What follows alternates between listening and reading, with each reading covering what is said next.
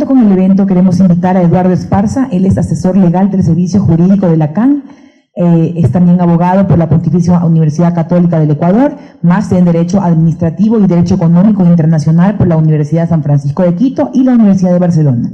Fue intendente de investigación de abusos del poder de mercado, acuerdos y prácticas restrictivas de la Superintendencia de Control del Poder de Mercado, representante del Ecuador ante el Comité Andino de Defensa de la Libre Competencia y actualmente es asesor legal del Servicio Jurídico de la Secretaría General de la Comunidad Andina.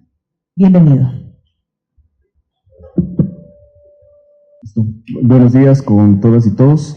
Bueno, voy a empezar mi intervención primero haciendo la correspondiente exoneración de responsabilidad. Todas las expresiones que voy a mencionar en esta presentación son de mi entera responsabilidad y no son necesariamente el criterio de la Secretaría General de la Comunidad Andina. En segundo lugar, permítame felicitar al doctor Pedro Páez, realmente por toda su gestión. Son 5 años que están culminando, todo el esfuerzo que ha hecho el superintendente, y sobre todo para los exfuncionarios de esta superintendencia que pudimos palpar todo el esfuerzo diario de todos los compañeros, desde los compañeros de comunicación que nos acompañan en cada seminario. Realmente volverlos a ver ha sido algo que me ha llenado de muchísima emoción.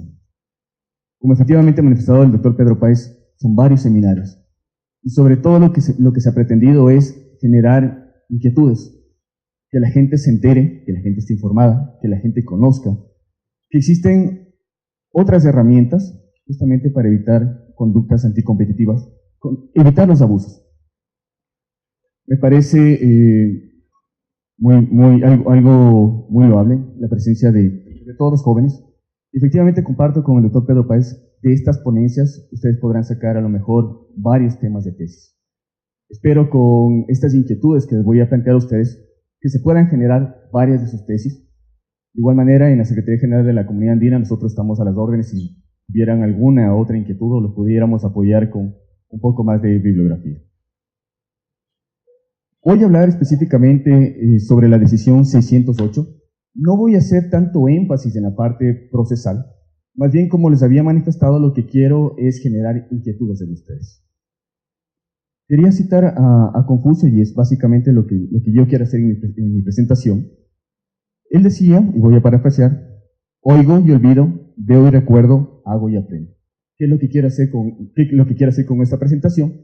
Es no decirles una verdad, sino poner en ustedes una inquietud, para que luego puedan ir a sus casas, investigar, y así vamos generando el derecho de la competencia nacional, derecho de competencia ecuatoriano, y por qué no decirlo, el derecho de competencia regional, que sí existe, y a lo mejor nosotros no lo conocemos.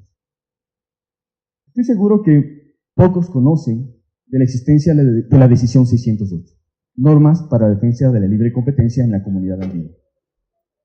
Incluso por varios años, la comunidad andina estuvo bastante rezagada, los países un poco se olvidaron de la existencia de la comunidad andina, y entre esos el Ecuador. Ahora ha tomado un papel mucho más importante. Se ha visto, los países miembros han visto la necesidad de la integración, de que existan normas comerciales mucho más claras. Y aquí tengo que manifestarles, por ejemplo, que a partir del mes de mayo el Ecuador tiene la presidencia pro tempore del Comité de Presidentes de la Comunidad Andina, y por tanto también la presidencia de la Comisión de la Comunidad Andina, del Consejo de Ministros de Relaciones Exteriores, y en el caso de la Superintendencia está presidiendo el Comité Andino de Defensa de la Libre Competencia. Para que conozcan, actualmente la Comunidad Andina está conformada por Bolivia, Ecuador, Perú, y Colombia, Ecuador, Perú y Bolivia. Bueno, como un antecedente, antes de la decisión 608 existía una norma, la decisión 285, de 21 de marzo de 1991. Si ustedes quieren consultar, pueden ir a la Gaceta Oficial del Acuerdo de Cartagena de 4 de abril de 1991. Toda esta información ustedes la pueden conseguir en la página institucional de la Secretaría General de la Comunidad Andina.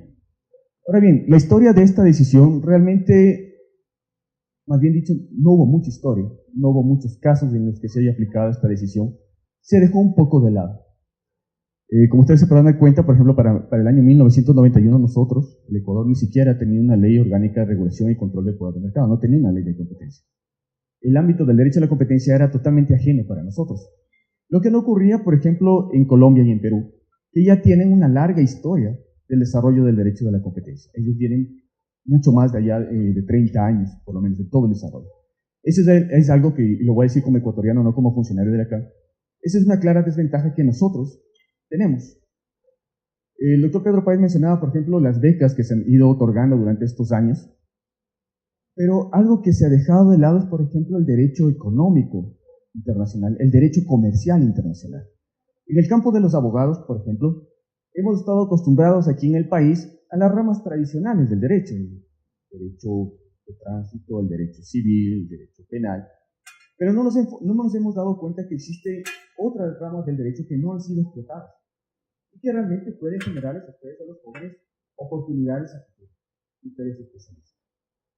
A las personas que luego de esta presentación les pueda despertar ese bichito por el derecho económico internacional, que quieran consultar un poco sobre la OMC, el derecho de la OMC, el derecho en la comunidad andina, pues estamos a las órdenes. Luego de la decisión 285 apareció la decisión 608. Este fue el 29 de marzo de 2005 y se encuentra publicada en la Gaceta Oficial del Acuerdo Cartagena el 1180 de 4 de abril de 2005. Como un paréntesis, les debo mencionar que esta fue nuestra primera norma de competencia en el Ecuador y a lo mejor pocos de ustedes conozcan que eso efectivamente pasó. Como el Ecuador no contaba con una ley de competencia propia, se expidió la decisión 616 de 15 de julio de 2005, en la cual se permitió al Ecuador aplicar a nivel interno la decisión 608. En ese sentido, la decisión 608 fue nuestra primera norma de competencia y la primera autoridad de competencia en ese momento, que fue delegada a través del decreto ejecutivo 1614 de 14 de marzo del 2009, o sea, recién hace poco tiempo, era la Secretaría de Competencia del Ministerio de Industrias y Competitividad. También debo mencionarlo, y lo digo más bien como un estudioso y una persona que le gusta el derecho a la competencia, realmente no existió mayor historia en lo que tuvo que ver con la Secretaría de Competencia. No hubo mayores casos relevantes, algo que se haya conocido, realmente no existió. Pero por lo menos ya levantó un poco de inquietudes algunos profesionales que, bueno, posteriormente y actualmente tienen algunos estudios jurídicos y lo han ido avanzando en el estudio de este derecho de la competencia. Finalmente apareció nuestra Ley Orgánica de Regulación y Control del Poder de Mercado.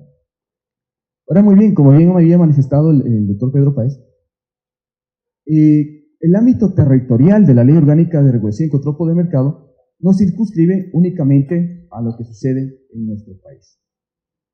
Pero, y también a conductas anticompetitivas que hayan existido en otros países con efectos en el Ecuador, porque son naturales o jurídicas que se encuentran en otro país cuyos efectos están en el Ecuador. No obstante, el país, al ser parte de la comunidad andina, cedió parte de su soberanía, de sus atribuciones, en lo que tiene que ver con conductas anticompetitivas que hayan ocurrido en alguno de los países miembros de la CAN y que hayan tenido efectos en el Ecuador. Como les había manifestado y algo adelantó el doctor Páez, esta decisión 608 ha tomado relevancia por los casos de investigación que últimamente se han estado realizando en la Secretaría General de la Comunidad Andina. Para las personas que quieren investigar un poco más, existe la resolución 1935, este fue un caso planteado por Internexa versus CNTEP, por supuesto abuso de posición de dominio. Al final, en este caso, se declaró infundada la solicitud de investigación. Pero ustedes pueden acudir a nuestra página institucional, www.comunidadandina.org, pueden investigar un poco más. No puedo lastimosamente mencionarles más allá de este caso, porque, como hizo Mariela en la presentación, mi anterior cargo fue intendente de investigación de abuso de poder de mercado, acuerdo y prácticas efectivas en nuestra superintendencia, y por lo tanto tengo un deber de secreto y confidencialidad. En el marco de la CAN, pues, asimismo me correspondió solicitar la inhibición y estoy inhibido de conocer estos casos.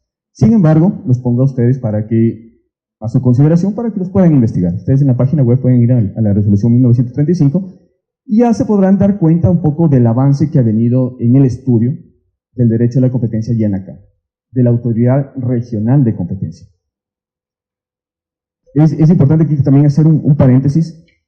No, la Unión Europea no es la única que cuenta con una autoridad regional. A lo mejor ustedes no sabían, la Unión Europea tiene la Comisión de la Unión Europea, que es la autoridad regional en materia de competencia. Es haciendo un símil con lo que la Secretaría General de la Comunidad Andina es actualmente en lo que tiene que ver con conductas anticompetitivas en la subregión andina. El otro caso importante que lo mencionó también el doctor Pedro Páez es el caso de papeles suaves. Esto ustedes pueden ver la resolución de inicio de investigación, en la resolución 1883, igual la pueden encontrar en nuestra página institucional, es totalmente pública, es algo relevante en cuanto al ámbito de la comunidad andina, y es que nuestras resoluciones tienen que ser públicas y transparentes. Muy bien, no voy a hablar respecto a ninguno de estos casos, pero sí quiero generarles una inquietud respecto a cuál es nuestro ámbito de aplicación, cuál es el ámbito de aplicación de la decisión 608, hasta dónde nosotros podemos investigar. Y para esto me referiré a una sentencia del 9 de marzo de 2017 por el Tribunal de Justicia de la Comunidad Andina. Solo para hacerles un paréntesis para las personas que no conocen respecto del Sistema Andino de Integración, SAI.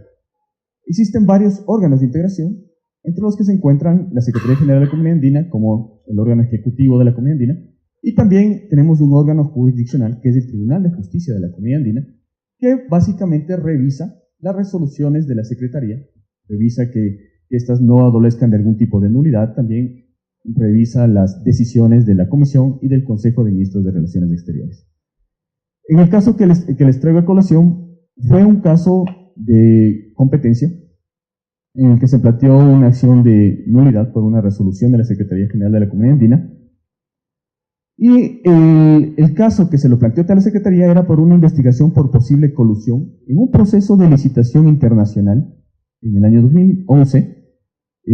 La denuncia fue en contra de Transmilenio S.A., una empresa colombiana que se encuentra en Colombia, por un proceso de licitación para el Sistema Integrado de Transporte Público SIT.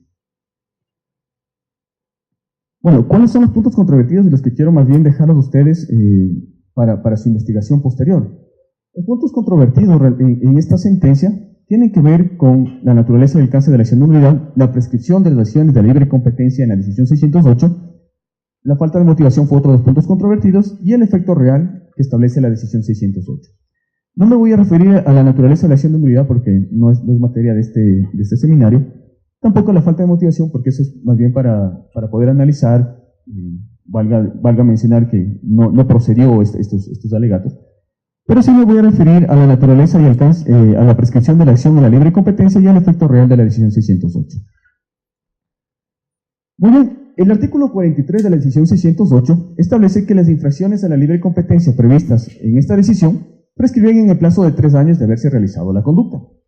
En el caso de conductas continuadas, es decir, una conducta que persiste en el tiempo, esta prescribe.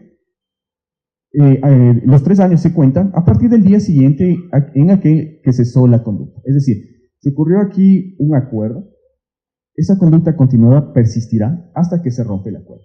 Y a partir del rompimiento del acuerdo se cuentan 3 años para adelante. Eso es básicamente parte de los principios generales del derecho a la competencia en todas las legislaciones del mundo. Ahora, muy bien, ¿qué dijo el tribunal? El tribunal dice que un acuerdo con el objeto de determinar el ganador de una licitación o concurso público es una infracción instantánea con efectos en el tiempo. Es instantánea porque la infracción se realiza y se consuma con el acuerdo. El acto de ejecución del acuerdo se evidencia que este ha sido consumado con la presentación y, en su caso, la abstención de presentar. Esto es muy importante y ustedes lo pueden también verificar en el manual de buenas prácticas en la contratación pública que lo sacó la Superintendencia en coordinación con el CERCOP. Y es que no únicamente constituye una práctica anticompetitiva de acuerdo, la presentación concertada de posturas, sino también la abstención. Es decir, si existen 2 empresas que están en la misma capacidad para poder concursar dentro de un proceso de licitación, y por alguna situación medio extraña, una se abstiene de presentar, pues bueno, ya nos da un poco a pensar mal qué es lo que pasó. Existen indicios de que podría existir algún tipo de conducta anticompetitiva. Y esto lo ha señalado el Tribunal de Justicia de la Comunidad Andina y es parte de toda la doctrina que se ha desarrollado incluso en el derecho de competencia de la Unión Europea. ¿Por qué tomo casos de la Unión Europea?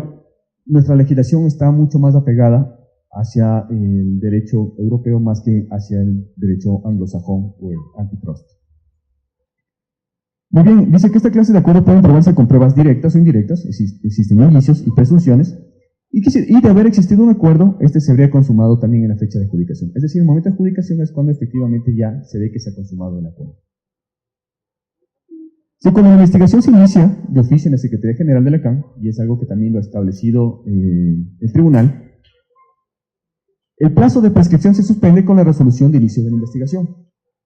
Pero en cambio, cuando se presenta una denuncia a petición de parte, el plazo de prescripción se suspende con la presentación de la denuncia. Esto es muy importante para efectos de poder contar el tiempo en el que nosotros podemos investigar. Otro aspecto muy importante es el efecto real. Y de aquí me voy a referir al artículo 5 de la decisión 608. El artículo 5 de la decisión 608 dice que son objeto de la presente decisión, es el ámbito de aplicación de esta decisión, aquellas conductas practicadas en el territorio de uno o más países miembros y cuyos efectos reales se produzcan en uno o más países miembros, excepto cuando el origen y el efecto se produzcan en un único país. Es decir, que todas aquellas conductas, por poner un ejemplo, que ocurren en el Ecuador y su efecto el efecto se lo tiene aquí en el Ecuador, pues es competencia de las autoridades nacionales. En cambio, las conductas que suceden en uno o más de los países miembros con efecto en otro país miembro, como mencionaba el doctor Páez, por ejemplo, una conducta que haya ocurrido en Bolivia con efecto en Perú, ya es competencia de la comunidad andina. O incluso que ocurran en dos países, puede haber una conducta en Bolivia con efectos en Perú y Ecuador, entonces es competencia de la comunidad andina. El literal B me menciona que el territorio de un país no miembro, incluso como les había mencionado, y aquí es un símil con lo que ocurre en nuestra ley orgánica de regulación y control del mercado, de conductas que ocurren fuera del ámbito nacional. En el caso de la ley orgánica de regulación y control del mercado, conductas que ocurren fuera del Ecuador, pero con efectos en el Ecuador, que no sea en ninguno de los países miembros de la CAN, porque nosotros hemos cedido soberanía en eso. En cambio, aquí dice el territorio de un país no miembro de la comunidad andina y cuyos efectos reales se produzcan en dos o más países miembros. Por ejemplo, una conducta anticompetitiva que haya ocurrido en la India y que tenga efectos anticompetitivos en Bolivia y Perú. Nosotros somos competentes para investigar. Dice, las demás situaciones no previstas en el presente artículo se regirán por las legislaciones nacionales de los respectivos países miembros. Al respecto de esta decisión, nosotros tenemos una guía práctica, que lo pueden encontrar también en la página, en donde se grafica lo que ha mencionado la decisión 608. Es decir, la realización de las prácticas por un país miembro con efectos en otro país miembro o en dos países miembros, o las prácticas en dos países miembros con efectos en un país miembro o dos países miembros, y lo que les había mencionado, la conducta en un país no miembro con efectos por lo menos en dos países miembros. Ahora muy bien, ¿qué es lo que dijo el tribunal en esta sentencia? Y ahí es lo que abre un poco más el abanico. Y tiene que ver bastante con el seminario, pues ya básicamente tiene una visión respecto a las transnacionales. Primero, siguiendo el criterio de las sentencias modulatorias, y aparte de las atribuciones que tiene el tribunal para realizar la interpretación del ordenamiento jurídico comunitario, pues ellos establecieron que de conformidad con literal A del artículo 5 de la decisión 608, la Secretaría General de la Comunidad Andina es competente para iniciar una investigación por prácticas restrictivas a la libre competencia de oficio o a solicitud de parte cuando, y ahí viene la parte, ahí viene lo importante y lo que los plantea a ustedes una inquietud. A. La práctica colusoria, horizontal o vertical, es decir, los acuerdos entre competidores o verticalmente entre un proveedor, por ejemplo, y un distribuidor, o el abuso de posición de dominio, que es importantísimo, existe dentro de la 608 una conducta anticompetitiva que es el abuso de posición de dominio también en el mercado subregional, no únicamente en el mercado nacional, es decir, el mercado geográfico es mucho más grande. Dice, es realizada por empresas ubicadas en más de un país miembro de la comunidad andina y tiene efectos reales en al menos un país miembro de la comunidad andina. Si ustedes se dan cuenta, la decisión 608 hablaba de conductas ocurridas en un país miembro con efectos en otro país miembro o conductas anticompetitivas ocurridas en un país miembro con efectos en dos países miembros. O sea, hablábamos de la conducta y el efecto. Acá el tribunal ha interpretado y ha dado un abanico, un espectro todavía un poco más amplio. Habla del domicilio o donde se encuentran ubicadas las empresas. Dice, cuando las conductas anticompetitivas son realizadas por empresas ubicadas en más de un país miembro. Es decir, ya no únicamente el criterio de aplicación del 608 es la conducta y el efecto, sino dónde se encuentran localizadas estas empresas. Dice, y tiene efectos reales en al menos un país miembro de la Comunidad Andina. Y B, dice, la práctica colusoria horizontal o vertical o el abuso de posición de dominio es realizada por empresas ubicadas en un país miembro de la CAN y los efectos reales de dicha práctica se producen en al menos otro país miembro de la CAN. Es decir, incorporó otro criterio adicional, el criterio más bien de dónde se encuentran ubicadas estas empresas. Otro criterio importantísimo también dentro de esta sentencia es lo que se refiere al efecto real. En la edición 608, y como se lo venía entendiendo, el efecto real se entendía por un efecto subregional, un efecto en toda la región. No obstante, tenemos que entender que el proceso de integración totalmente no ha concluido. El proceso que se encuentra avanzando. Todavía no hemos llegado a un mercado donde no existan aduanas, donde existan aranceles comunes en todos los productos. Ha habido grandes avances dentro del proceso de integración. Por ejemplo, lo que tiene que ver con la integración en el sector eléctrico. Hemos lanzado hace pocos meses también el primer satélite andino. Lo hemos lanzado, lo hemos puesto en órbita, es algo que lastimosamente no se conoció mucho dentro del país. El primer satélite andino. Los países miembros de la CAN se pusieron de acuerdo para lanzar su primer satélite. Es algo importantísimo. Nosotros tenemos una órbita estacionaria que lo compartimos entre todos los países miembros de la CAN. Que, por ejemplo, a lo mejor muchos de ustedes no conozcan que existía ese tipo de normativa y regulaciones que los países miembros lo vienen tratando. Ha habido bastante avance. Bueno, a lo que regresaba. El efecto real antes se lo entendía por un efecto subregional. Ahora también el tribunal ha indicado que lo que debe entenderse por efecto real es cualquier incidencia,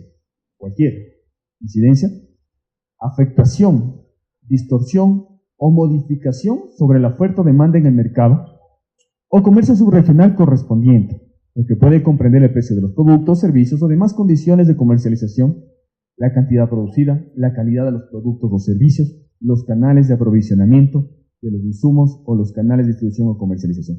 Es decir, dicen cualquier modificación. Ese es el efecto real. Y B dice cualquier otra situación que signifique una afectación al bienestar de los consumidores. En esto el tribunal ha entendido las teorías modernas del derecho a la competencia, que se refieren a que el derecho a competencia no busca únicamente proteger la competencia entre las empresas, sino que a quien está dirigido realmente es al consumidor. Es el consumidor al que se le debe proteger. Ese es el verdadero derecho de la competencia. Y así se lo ha entendido el tribunal, lo ha establecido en su sentencia, y es así como debe entenderse a nivel de la comunidad andina. Muy bien, estas básicamente son las inquietudes que quería poner a ustedes en consideración. No se ha desarrollado todavía nada al respecto. Como les había mencionado, esta es una sentencia reciente de este año. No se ha escrito todavía nada al respecto. Vemos cómo el tribunal, a través de una sentencia modulatoria, ha incluido otros criterios más allá de la decisión 608, claro, basado en sus atribuciones de interpretación de las normas del ordenamiento jurídico comunitario, pero abre un abanico grande para los casos que pueda conocer la Secretaría General de la Comunidad Andina. Ahí, en cambio, el tribunal está trasladando una gran responsabilidad a nosotros como funcionarios, y es una responsabilidad de estar a la altura de lo que los países miembros han depositado su confianza dentro de la Secretaría General de la Comunidad. Bueno, quisiera terminar otra vez agradeciendo al doctor Páez por la realización de este seminario, por la invitación que se realizó a la comunidad andina y ponernos a las órdenes. Si ustedes tienen alguna inquietud, alguna duda, pues pueden contactarse con nosotros. Tenemos una biblioteca para que ustedes puedan acceder a toda la normativa sobre el derecho de integración. Espero haber puesto el bichito en algunos de ustedes de que puedan interesarse por el derecho económico internacional o por el comercio internacional si están ustedes estudiando alguna de las áreas administrativas, por el derecho de la OMC o por alguna de los sectores en los que se está avanzando en el proceso de integración. Asimismo también, y lo digo como ecuatoriano, más bien un llamado ahora que está la presidencia por ejemplo del Ecuador, a que podamos ser un poco más activos en esto y el sistema de integración pues logre consolidarse y podamos seguir avanzando en esto que es un sueño que lo hemos tenido ya desde los años 60. Muchas gracias.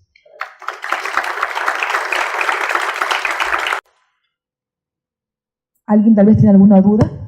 ¿Alguna pregunta que le quieran hacer tal vez al abogado Esparza?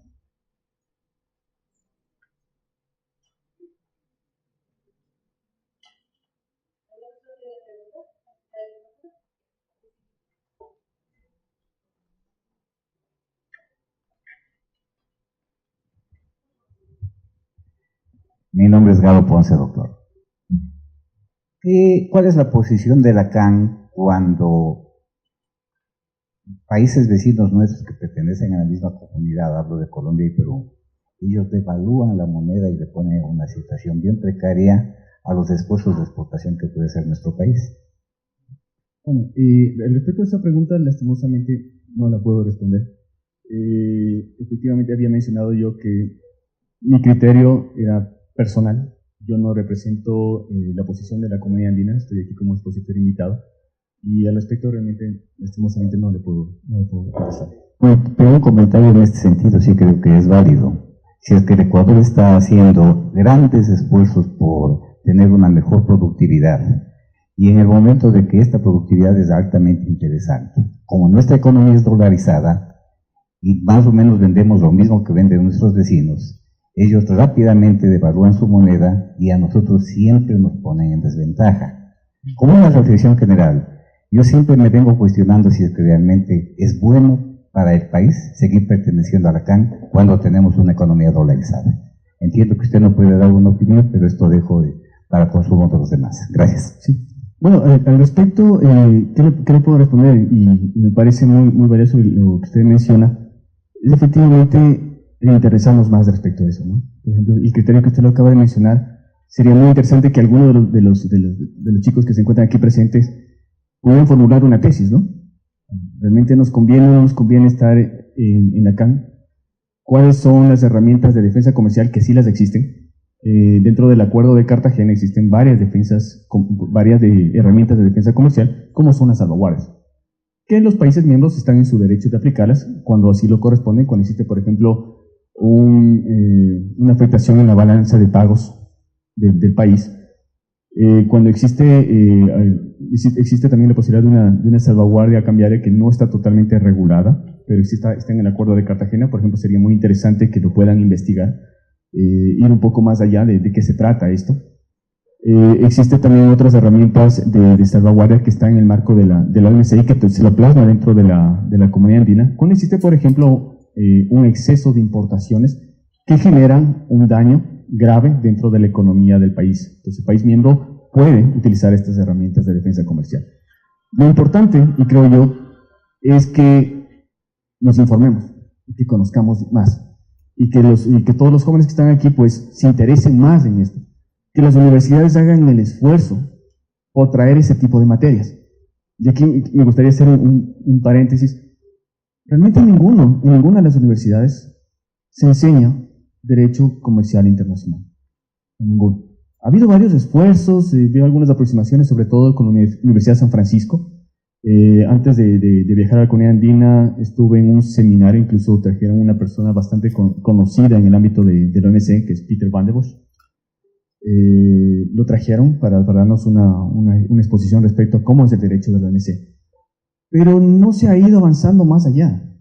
Entonces, esa es una gran desventaja que, lo digo yo como ecuatoriano, lo tenemos. Es la falta de información. Es que las universidades realmente, que es donde se genera el conocimiento, le pongan todavía mucho más interés.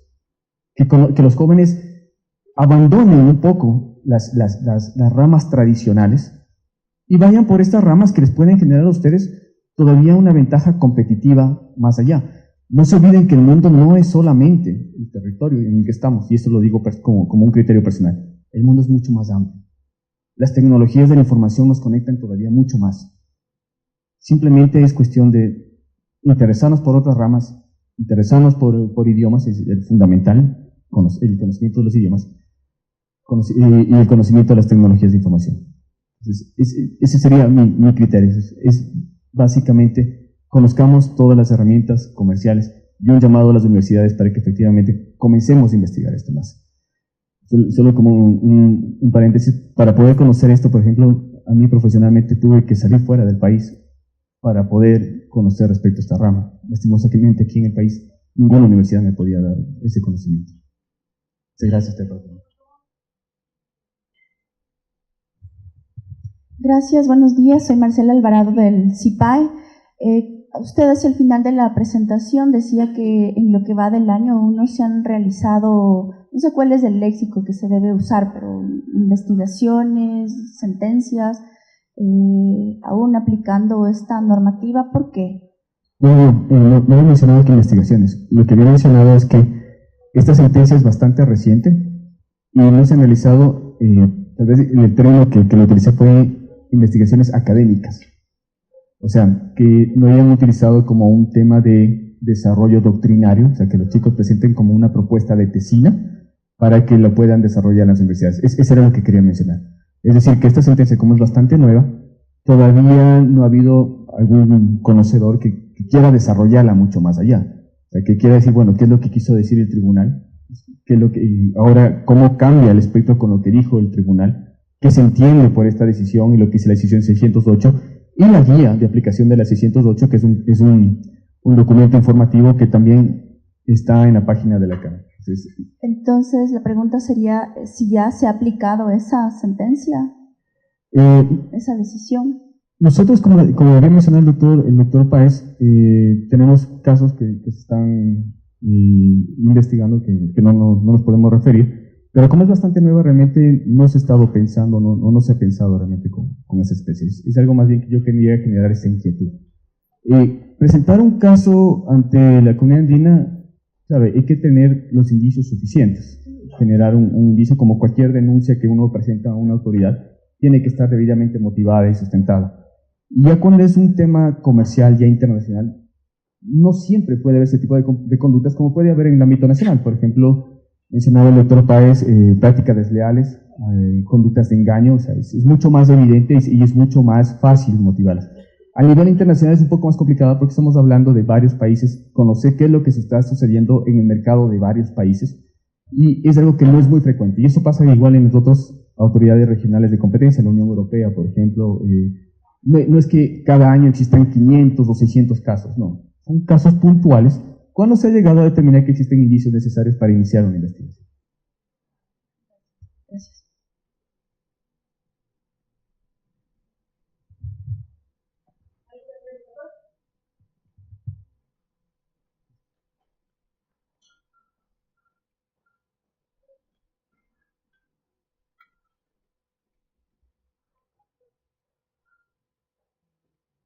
Muchas gracias al abogado Eduardo Esparza por haber participado en este